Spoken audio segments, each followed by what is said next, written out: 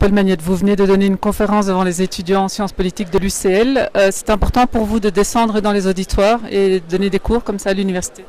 D'abord, pour moi, c'est toujours un vrai plaisir parce que j'ai passé 15 ans de ma vie à l'université. Donc, enseigner, retrouver les auditoires, c'est retrouver mes premières amours en quelque sorte. C'est aussi l'occasion sur la Wallonie d'essayer de tordre le cou à un certain nombre de lieux communs et de montrer que la Wallonie est beaucoup plus riche, beaucoup plus diversifiée, beaucoup plus intéressante que souvent l'image qu'on en a. Et puis, c'est surtout l'occasion d'entendre les étudiants, de voir un peu quelles sont les questions qu'ils posent, quelle est leur vision du monde. Donc, voilà, ils sont très jeunes et pour moi, c'est aussi à chaque fois un bain de jouvence. Justement, qu'est-ce que vous avez pensé de leurs questions? Je trouve que leurs questions sont très matures. C'est vraiment une génération qui a une très très grande maturité intellectuelle et politique, très nuancée.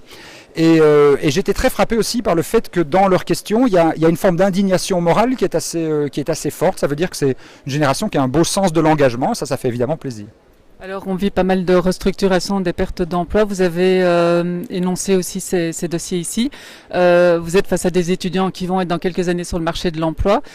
C'est une situation pas facile à gérer non plus pour ces étudiants de savoir qu'ils vont sortir sur un marché de l'emploi saturé.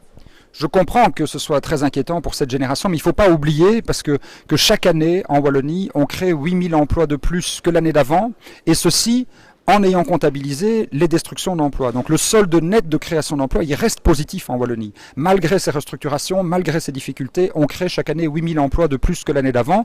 C'est pas suffisant, malheureusement, pour donner un emploi à chaque jeune. Seule chose qu'on peut dire, c'est que on le voit dans les études, les jeunes qui se forment, les jeunes qui apprennent les langues, les jeunes qui vont faire une partie de leur formation à l'étranger, ont de fortes chances de s'insérer rapidement sur le marché du travail en un an et demi en moyenne. Donc on ne peut que les encourager à étudier, à apprendre les langues et à voyager.